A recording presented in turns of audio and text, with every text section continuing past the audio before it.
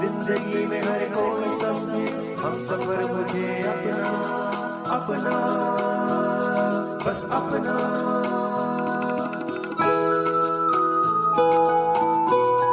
अपना radio 96.9 FM। अपना बस अपना।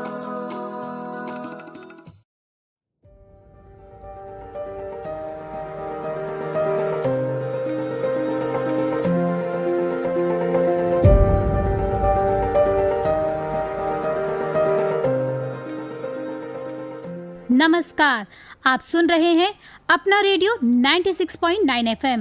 मैं हूं आरती।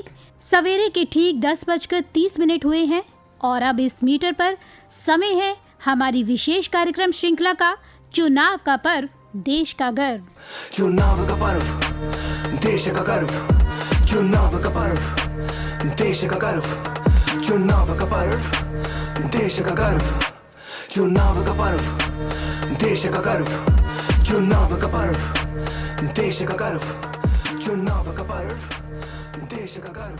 चुनाव संबंधी इस विशेष कार्यक्रम श्रृंखला में चुनाव का पर्व देश का गर्व की आज की कड़ी समर्पित है हमारे चुनावी शांत योद्धाओं को, जिसके अंतर्गत आज हम बात करेंगे कठिन और दूर दराज इलाकों में कैसे करवाया जाता है चुनाव।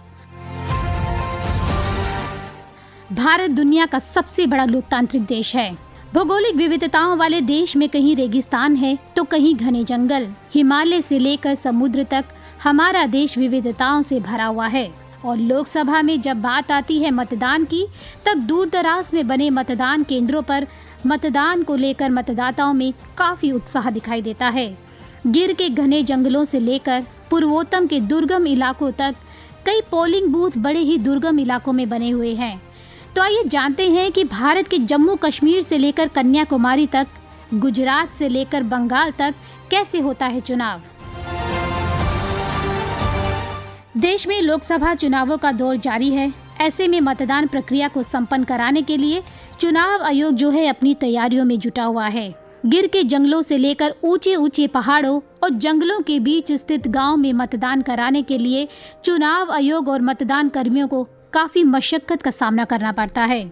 जंगलों और बर्फ से ढके पहाड़ों को पार करते हुए, लाइफ जैकेट पहनकर नदी को पार करते हुए, मीलों तक का ट्रैकिंग करते हुए और घोड़ों और हाथियों पर ईवीएम लेकर चुनाव की टीमें सुदूर कोने और सबसे दुर्गम स्थानों पर पहुंचती है, ताकि ये सुनिश्चित किया जा सके कि कोई भी मतदाता छूट ना जाए। और यही नहीं दोस्तों, आपको जानकर तो ये भी हैरानी होगी कि भारत बांग्लादेश बॉर्डर पर एक मतदान केंद्र ऐसा है जहां 1 घंटे तक नाव की सवारी के बाद ही पहुंचा जा सकता है। वहां भी चुनाव आयोग की टीम जो है पूरी मेहनत के साथ वोटिंग कराने के लिए अपने काम में जुटी हुई है। चुनाव आयोग की यही सोच है कि एक भी वोटर अपने मताधिकार से वंचित न रह जाए। देश के मुख्य चुनाव आयुक्त राजीव कुमार का भी यही कहना है कि मतदान दल को ईवीएम लेकर सबसे दूर और कठिन इलाकों से गुजरना पड़ता है। इसके पीछे का मकसद यही है कि ये सुनिश्चित किया जा सके कि कोई भी मतदाता ना छूटे। इस महीने उन्होंने चुनावों का ऐलान करते हुए कहा, हम अतिरिक्त मील चलेंगे ताकि मतदाताओं को चलना ना पड़े। हम बर्फीले पहाड़ों और जंगलों में जाएंगे, हम घोड़ों और हेलीकॉप्टरों और पुलों पर जाएंगे, यहाँ तक कि हाथियों और खच्चरों पर भी सवारी करेंगे, ताकि ये सुनिश्चित हो सके कि हर वोटर अपना वोट डाल सके। दोस्तों, उत्तर भारत में स्थित हिमाचल प्रदेश की बात करें तो हिमाचल प्रदेश के लाहौल और स्पीति में ताशी गंगा में दुनिया का सबसे ऊंचा मतदान केंद्र है, जो समुद्र तल से 15,256 फीट की ऊंचाई पर स्थित है। चुनाव आयोग के रिकॉर्ड के अनुसार 12 नवंबर 2022 को गांव के सभी 52 मतदाता कड़ाके की ठंड के बावजूद अपने मताधिकार का प्रयोग करने आए थे। हिमाचल प्रदेश में 65 केंद्र वो हैं जो 10,000 से 12,000 फीट की ऊंचाई पर थे और 20 मतदान केंद्र समुद्र से 12,000 फीट की ऊंचाई पर थे। और ऐसे ही अगर हम बात करें जम्मू और कश्मीर की, तो वहां पर भी चुनाव करवाना एक चुनौती से कम नहीं होता है। पहाड़ों की चोटियों, हरी भरी घाटियों, झीलों में बसा हुआ ये काफी सुंदर राज्य है। आमतौर पर बर्फ से ढके हुए रहने के कारण यहाँ का जो तापमान है वो माइनस में चला जाता है। लोगों को एक स्थान से दूसरे स्थान तक पहुंचने के लिए काफी समय लगता है यहाँ पर स्थित घुमावदार रास्तों की वजह से। लेकिन ऐसी जगह पर भी लोकसभा के चुनाव करवाने के लिए विशेष प्रबंध किए जाते हैं और मतदान अधिकारी बर्फीली चोटियां और दुर्गम रास्तों से होते हुए हर एक नागरिक के पास पहुंचते हैं। तो आइए सुनते हैं कि किस तरीके के प्रबंध वहाँ किए जाते हैं। मेरा नाम बशारत है, मैं श्रीनगर में रहता हूँ और यहाँ जो इलेक्शन को लेकर तैयारियां हैं, अभी सारी पॉलिटिकल पार्टीज रैलीज कर रही हैं। सारे डिस्ट्रिक्ट हेडक्वार्टर्स पे जाते हैं, तहसील हेडक्वार्टर्स पे जाते हैं, ब्लॉक लेवल पे जाते हैं। लोगों को कन्विंस करने की कोशिश करते हैं कि हमें आप वोट डालें। अभी बस इलेक्शन की रैलीज चल रही हैं हर जगह, गाँव में, देहातों में। शहरों में लोग बहुत कम वोट डालते हैं बिकॉज लोग बहुत ज्यादा बिजी रहते हैं, मल्टी लाइफ हो गई है, तो उस तरह से ज्यादा रुझान नहीं रहता है शहरी इलाकों में वोट डालने के लिए। जो लोग जाते हैं, बहुत कम लोग वोट डालने जाते हैं। रही बात गांव में जोक दर जोक लोग निकलते हैं, अपने अपने कैंडिडेट्स को, जो भी उनका पसंदीदा कैंडिडेट होता है, उनको वोट डालने जाते हैं। ये थोड़ा फर्क है शहर में और गांव में। यहाँ हाई एल्टीट्यूड एरियाज बहुत हैं, पहाड़ी इलाके बहुत हैं, लेकिन प्रशासन कोशिश करती है कि हर जगह पर सेंट्रली लोकेटेड किसी जगह पर पोलिंग बूथ बनाया जाए जो मकामी लोगों के लिए इजी प्लेस हो, जहाँ तक वो इजीली पहुंच सकते हैं। और वैसे जम्मू कश्मीर एक ऐसी रियासत है जहाँ पे सबसे हाई एल्टीट्यूड वाला पोलिंग बूथ है, अभी लद्दाख में, जो सबसे ऊंचाई वाली जगह पर है। और ऐसे भी पोलिंग बूथ है जो बिल्कुल लाइन ऑफ कंट्रोल के ऊपर है या LAC के बिल्कुल नजदीक है। तो कोशिश ये रहती है प्रशासन की कि सेंट्रली लोकेटेड जगह हो जहाँ पे लोग इजीली पहुंच पाए। ऐसी कोई दिक्कत नहीं होती है नॉर्मल। जो लोग वोट डालने के लिए बहुत बेचैन होते हैं, उनको अगर 10 किलोमीटर पैदल भी चल के आना पड़े, वो आ जाते हैं। गर्मियों में तो कोई दिक्कत नहीं रहती, लेकिन सर्दियों में, अभी तो पिछले 10 साल से इलेक्शन हुए नहीं है यहाँ कश्मीर में। और अगर पुराना एक्सपीरियंस बताऊं तो कभी कभार पास्ट में सर्दियों में इलेक्शन हुए हैं, उस पे बहुत कम परसेंटेज रहा है बिकॉज लोग प्रेफर नहीं करते हैं सर्दियों में निकलने को। लेकिन इस बार जो ये इलेक्शन हो रहा है, ये गर्मी के सीजन में हो रहा है, इसलिए ऐसा कोई दिक्कत नहीं है, लोग आ जाते हैं वोट डालने। पहले ये था कि पहले यहाँ कुछ और सिचुएशन थी, यहाँ सेपरेटिज्म भी था, उस चक्कर में बाइकआउट कॉल दी जाती थी। लोग, बहुत लिमिटेड लोग वोट डालने के लिए जाते थे। स्पेशली अगर शहरों की बात करें, लास्ट टाइम का जो इलेक्शन हुआ था यहाँ पार्लियामेंट इलेक्शन, उसमें श्रीनगर सिटी से खाली 7% वोट पड़े थे, 7%। लेकिन इस बार बहुत एक्सपेक्टेशन है कि कम से कम 60 to 70% वोटिंग हो सकती है। बहुत टाइम के बाद इलेक्शन हो रहे हैं और लोग इसको बहुत सीरियसली ले चुके हैं और वो चाहते हैं कि हम अपना वोट कास्ट करें और अपना अच्छा जो उनका कैंडिडेट है उसको पार्लियामेंट भेजें, ताकि वो कश्मीर के हक में बात करें। कश्मीर में जो मसले हैं, सड़क, बिजली और पानी, और भी जो रोजमर्रा की जरूरियात हैं, जो उसको एड्रेस करें, ऐसे कैंडिडेट को जिताकर पार्लियामेंट भेजना चाहते हैं। गांव और देहात में महिलाएं खूब निकलती हैं वोट डालने के लिए, शहरों में थोड़ा सा कम है बिकॉज शहरों में जब मर्द लोग वोट डालने के लिए जाते हैं तो घर को खाली नहीं रखा जा सकता। उस चक्कर में क्या होता है कि महिलाएं बहुत कम निकलती हैं वोट डालने के लिए। लेकिन ऐसा भी कम नहीं है, ठीक ठाक परसेंटेज है। अगर हम ये कहें कि 100% मर्द लोग वोट डालने जाते हैं, 25% महिलाएं भी जाती हैं, ऐसा नहीं। भारत के नॉर्थ ईस्ट में एक राज्य है मेघालय। ये राज्य अपनी खूबसूरती के लिए पूरी दुनिया में मशहूर है। पूरा मेघालय जो है पहाड़ों में बसा है। यहाँ की मुख्य पर्वतमालाएं गारो, खासी और जयंतिया हिल्स के नाम से मशहूर है। मेघालय के पास एक से एक खूबसूरत आकर्षण मौजूद हैं, जैसे कि झरने, शीशे से चमकती नदी डावकी और लिविंग रूट ब्रिज। यहाँ की जो प्रकृति छटा है वो सभी का मन मोह लेती है। और इस राज्य की एक खास बात ये है कि यहाँ पर आपको सुपारी के बड़े बड़े पेड़ देखने को मिल जाएंगे, जिसकी वजह से ये राज्य सुपारी की खेती के लिए भी काफ़ी मशहूर माना जाता है। यहाँ पर जो लोग हैं काफ़ी दूर दूर के इलाकों में बसे हुए हैं, जो कि ऊंची ऊंची पहाड़ियों में स्थित है, जहाँ पर पहुँचना जो है वाकई काफ़ी कठिन होता है। लेकिन फिर भी जो हमारे चुनावी मतदान अधिकारी हैं, वो इन दुर्गम स्थानों पर पहुंचकर यहाँ के लोगों को मतदान के महापर्व में शामिल होने के लिए बड़ी भूमिका निभाते हैं। चुनाव कर्मियों को यहाँ पोलिंग बूथ के लिए घने जंगलों से गुजरना पड़ता है। यहाँ खड़ी ढलानें हैं जहाँ से होकर गुजरना चुनौतीपूर्ण होता है। कई लिविंग रूट ब्रिज से होकर यहाँ पर मतदान केंद्र बनाना होता है। ये चुनाव अधिकारियों और कर्मचारियों के लिए आसान नहीं होता है, लेकिन इस कठिन कार्य को भी वो सफलतापूर्वक अंजाम देते हैं। मेघालय के पश्चिमी जयंती हिल्स में स्थित एक गांव है। गांव तक छोटी नाव द्वारा ही पहुंचा जा सकता है और ये इस गांव का सबसे दूरस्थ मतदान केंद्र है, जहां पर की मोटर गाड़ी भी नहीं पहुंच सकती है। चुनाव आयोग के मुताबिक इस कामेसिंग गांव में नदी के किनारे बने मतदान केंद्र पर मतदान कर्मियों को लाइफ जैकेट पहननी पड़ती है और साथ ही गोताखोरों के साथ जाना पड़ता है। वहीं पश्चिम बंगाल सीमा पर स्थित एक गांव तक पहुंचने में 1 घंटे का सफर तय करना पड़ता है। गांव में रहने वाले 23 परिवारों के 35 मतदाताओं, 20 पुरुष और 15 महिलाओं के लिए गांव में एक मतदान केंद्र स्थापित किया गया था। मतदान कर्मियों को लाइफ जैकेट पहननी पड़ी थी और उनके साथ भी जो है गोताखोर मौजूद थे।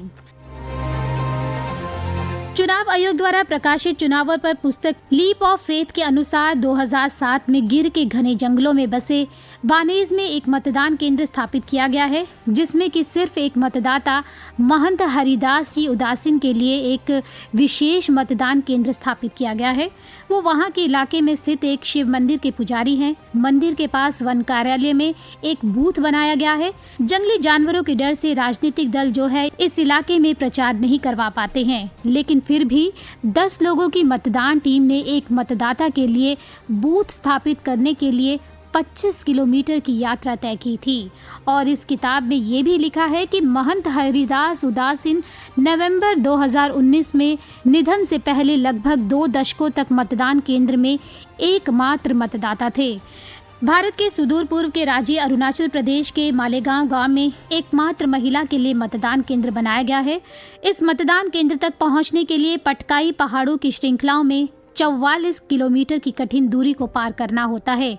इसके बावजूद यहाँ मतदान केंद्र न सिर्फ लोकतंत्र की भावना का बल्कि चुनाव आयोग की टीम के समर्पण की अद्भुत मिसाल पेश करता है। इसी तरह गिर सोमनाथ जिले के तलाला क्षेत्र में 14वीं और 17वीं शताब्दी के बीच भारत आए पूर्वी अफ्रीकियों के वंशज सिद्धियों के लिए भी मतदान केंद्र बनाए गए हैं।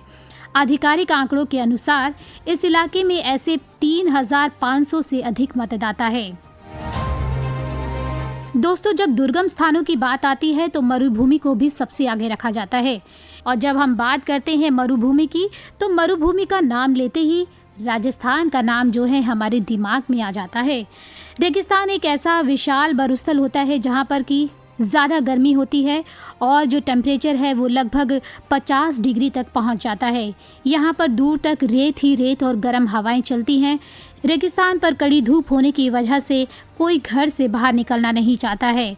ऐसी कठिन परिस्थितियों में भी हमारे जो चुनाव अधिकारी हैं वो कड़ी मेहनत करके चुनाव की प्रक्रिया को सुचारू रूप से चलाने के लिए कार्य करते हैं। तो आइए जानते हैं कि उनसे ही किस तरीके की उनकी तैयारी होती है। मेरा नाम मुकेश व्यास है। मैं बाड़मेर जिले में रहता हूँ, जो राजस्थान के पश्चिमी क्षेत्र में आता है और भारत और पाकिस्तान की सीमा से सटा हुआ ये जिला है। चुनाव प्रक्रिया एक बहुत बड़ा कार्यक्षेत्र है जहाँ पर हजारों ही नहीं लाखों की संख्या में कार्मिक अपने अपने हिसाब से योगदान देते हैं। तो भारत बहुत बड़ा भूभाग है और हम बाड़मेर की बात करें, खासकर पश्चिमी राजस्थान की बात करें, तो यहाँ पर बहुत बड़ा भूभाग जो है दोहरा धरती का है और यहाँ की जो जीवन शैली है वह बड़ी चुनौती भरी रहती है, क्योंकि यहाँ पर जो लोग रहते हैं वो एक समूह में कम रहते हैं अपने ढाणियों के अंदर जहाँ उनके खेत होते हैं। क्योंकि आय का सबसे बड़ा साधन यहाँ पर पशुपालन और खेती ही है, इसलिए लोग अपने खेतों में निवास करते हैं। वर्षा आधारित खेती होने के कारण वहाँ पर चुनौतियों का सामना करना पड़ता है और चुनाव प्रक्रिया है तो उसमें समय के साथ धीरे धीरे कई परिवर्तनों के दौर गुजर रहे हैं। गर्मी की बात करें तो 45 डिग्री तक तो यहाँ के लोग उसको सामान्य मानते हैं। 42, 43, 44 इतना अभी तक तो ठीक है और कई बार 50 डिग्री तक भी तापमान पहुंच जाता है। उसमें फिर अपने आप को कैसे बचाया जाए, अपने पशुओं को कैसे बचाया जाए। तेज हवाएं चलती है और हवाओं के साथ धूल भरी आंधियां चलती है। इस परिस्थितियों में भी यदि वोटिंग होते हैं तो यहाँ के लोग दूर ढाणियों से, चाहे वो ऊंट पे बैठ के आना पड़े, ऊंट गाड़ों पे बैठ के आना पड़े, इसी तरीके से पोलिंग बूथ तक पहुंचते हैं और संभवतः अपना मतदान करने की पूरी कोशिश करते हैं। निर्वाचन विभाग द्वारा समय के साथ साथ चुनाव प्रक्रिया को सरल, पारदर्शी और विश्वसनीय बनाने के लिए कई तरह के प्रयास किए जा रहे हैं। स्वीप कार्यक्रमों के माध्यम से लोगों को घर ढाणी जाकर के महत्व समझाया जा रहा है कि आपके एक वोट का कितना महत्व है। ग्रामीण क्षेत्र में ऐसा कई बार होता है कि बहुत दूर कस्बे से भी 25 किलोमीटर, 50 किलोमीटर, 80 किलोमीटर दूर रेतीली धोरों के अंदर भी कोई बूथ होता है। उस सुदूर क्षेत्र के अंदर ढाणियों के बीच में एक ऐसी रेतीली धोरों के बीच में ऐसा कोई बूथ है, वहां पर भोजन की व्यवस्था, होटल हो, कोई गारंटी नहीं है। खाने पीने की क्या व्यवस्था होगी, नहीं होगी। इसलिए अगर ऐसा कोई बूथ अलॉट हो जाता है तो फिर बिस्किट, नमकीन वगैरह वो सब साथ लेके चलना पड़ता है। पूरी कोशिश रहती है कि महिलाएं, पुरुष वहां जाएं और अपने मताधिकार का प्रयोग करें। और वोट परसेंटेज भी है तो देख रहे हैं कि धीरे धीरे बढ़ ही रहे हैं। तो बढ़ता वोट प्रतिशत इस बात का गवाह है कि धीरे धीरे लोग अवेयर हो रहे हैं और वोट अपन करते हैं। चुनाव आयोग द्वारा ऐसी ही पहल 2022 में दीपों में पहली बार मतदान की सुविधा प्रदान की गई थी, ताकि यहाँ के जो लोग हैं आसानी से मतदान कर सके। गुजरात के भरूच जिले में जहाँ पर कि हर तरफ पानी है, ये नदी और समुद्र से घिरा हुआ है। भरूच जिले के भीतरी इलाकों में आलिया बेट की भौगोलिक स्थिति के कारण कोई भी राज्य या केंद्र सरकार की इमारतें यहाँ पर उपलब्ध नहीं है। इसीलिए शिपिंग कंटेनरों में मतदान से एक मतदान केंद्र स्थापित किया गया था और इसकी वजह से लोगों को 80 किलोमीटर से अधिक की यात्रा करने से बचना पड़ा था। इसी तरह अमरेली जिला के रजूला एसी के तहत एक दीप गांव सियालबेट में 5 मतदान केंद्र स्थापित किए गए थे। इस गांव के 4757 मतदाताओं को निकटतम शहर जाफराबाद में 15 किलोमीटर की दूरी तय करनी पड़ी थी। दोस्तों, आपने कहावत तो सुनी होगी ना कि जाके पैर ना फटी विवाई, सो क्या जाने पीर पर आई। यानी कि जब तक खुद को दर्द ना हो तब तक दूसरे के दर्द का एहसास नहीं हो पाता है। इसी तरह का उदाहरण देखने को मतदान के क्षेत्र में भी मिला। हुआ ये था कि उत्तराखंड के चमोली जिले में दूर दराज और कठिन क्षेत्रों में स्थित मतदान केंद्रों तक पहुंचने के लिए 3 दिन पहले चुनाव ड्यूटी पर जाना पड़ता था और यहाँ जो मतदान अधिकारी चुनाव करवाने जाते थे उनका जो मानदेय था वो अन्य जगहों जैसे कि मैदानी क्षेत्रों में चुनाव कराने की प्रक्रिया को संपूर्ण करवाने वाले मतदान अधिकारियों के बराबर था। लेकिन फिर सीईसी कुमार के उत्तराखंड के चमोली जिले के डुमुक और कलखोद गांव के दौरे के दौरान उन्होंने बद्रीनाथ निर्वाचन क्षेत्र के मतदान केंद्रों तक पहुंचने के लिए 3 दिनों में 8 किलोमीटर की पैदल यात्रा की। फिर उन्हें एहसास हुआ कि वाकई इस जगह पर चुनाव करवाना बहुत ही कठिन है। उन्होंने मतदान अधिकारियों के साहस और दृढ़ संकल्प को पहचानते हुए सबसे छोटे मार्ग का संकेत देने वाले रूट मैप की आवश्यकता पर जोर दिया और वहां पर जब 2022 में चुनाव हुए थे तो चुनाव आयोग ने मतदान अधिकारियों के मानदेय को दुगना करने का निर्णय लिया था और साथ ही इस कठिन इलाकों में मतदान दलों को हाथों से मुक्त आवाजाही में सहायता के लिए ईवीएम ले जाने के लिए विशेष पानी और शॉक प्रूफ बैकपैक उपलब्ध कराने का भी निर्देश दिया था। और अगर हम बात करें भारत के दक्षिणी छोर की, तो देश के पूर्वी तट से दूर अंडमान और निकोबार द्वीप समूह पर चुनाव आयोग की टीमों ने 2019 में 9 मतदाताओं के लिए मगरमच्छ के दल से सामना किया था। तो दोस्तों, जाना आपने कि परिस्थितियां कैसी भी हो, लेकिन हमारे मतदान अधिकारियों का यही मकसद होता है कि कोई भी मतदाता वोट से वंचित ना रह जाए। भारत का प्रत्येक नागरिक चुनाव के इस महापर्व में हिस्सा ले, इसके लिए वो हर संभव प्रयास करते हैं। तो आपकी भी जिम्मेदारी बनती है कि आप भी अपने मत का प्रयोग करके चुनाव के इस महापर्व को सफल बनाएं। तो दोस्तों, चुनाव का पर्व और देश का गर्व में बस इतना ही। श्रोताओं, आपको ये कार्यक्रम कैसा लगा और आप क्या सुनना चाहते हैं, आप हमें बताइए हमारे फेसबुक पेज अपना रेडियो 96.9 FM पर, और आप हमें अपना फीडबैक x@अपना-radio_IMC पर भी भेज सकते हैं। आप सुन सकते हैं चुनाव का पर्व देश का गर्व की अगली कड़ी सोमवार से शुक्रवार 10:30 बजे और दोपहर ठीक 2 बजे अपना रेडियो 96.9 FM पर। चलते चलते आइए अब आपको सुनवाते हैं ये गीत।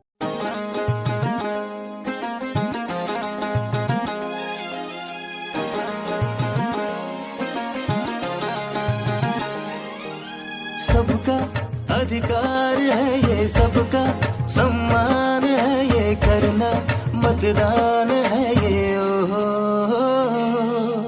आया चुनाव है ये जाना, हम साथ है ये करना, मतदान है ये ओ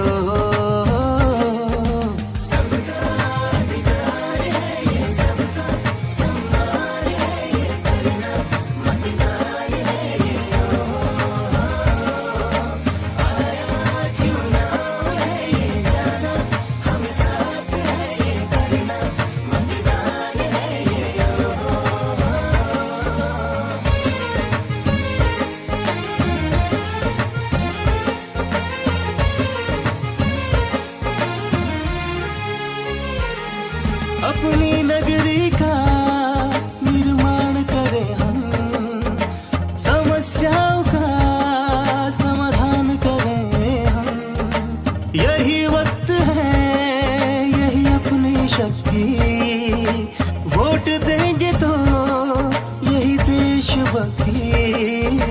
देश मेरे मेरी जान है तू, देश मेरे मेरी शान है तू।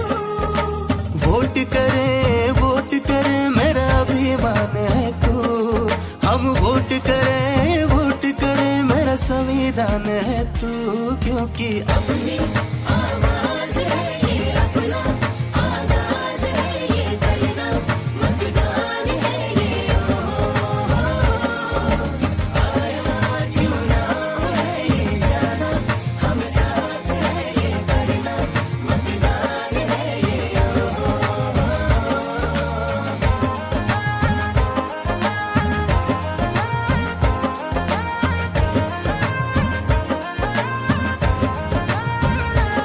साथियों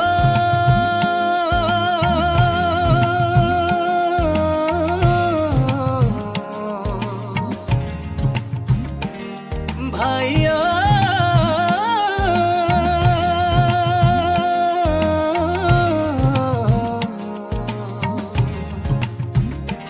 साथियों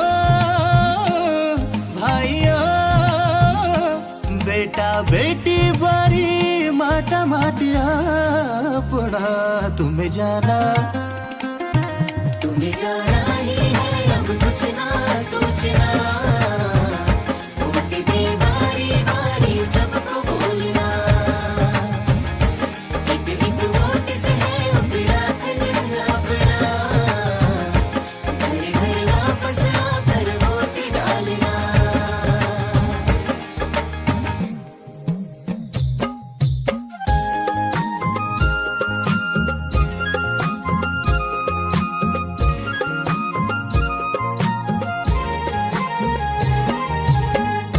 सुका बार देण चुनाव में वोट, सभी मतदान करावा क्या कुछ संकोच, मेरी बहनी बोलियो सबन देण वोट, मेरा गो खोलो मां ऐसो बार वोट, सही बटन दबे के करया पुण वोट, नोटों की लालच मन करया तुम वोट।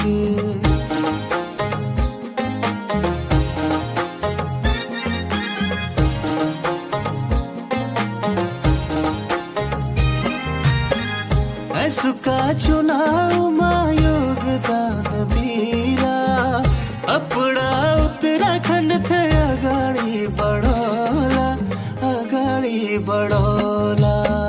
हमारा भले खातिर चुनाव होणु, अपना उत्तराखंड ते अगाड़ी बढ़ोण, लालच मनी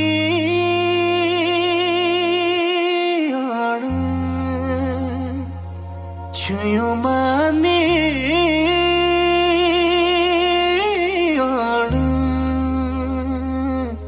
सोची समझी के मन की परखी के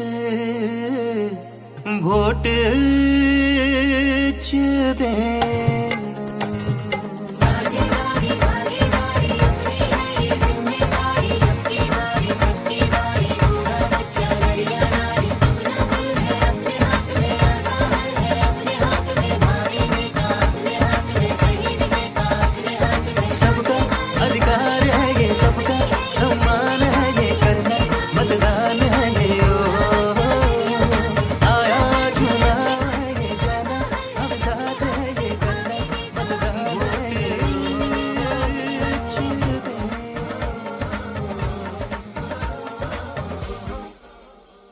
का पर्व देश का गर्व कार्यक्रमों का सिलसिला जारी रहेगा।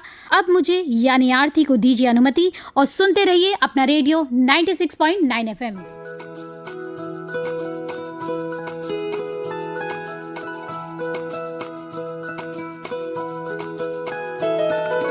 मेरी ख्वाहिशें मेरे अरमान मेरा बस यही सपना जिंदगी में हर कोई समझे हम सफर मुझे अपना अपना बस अपना।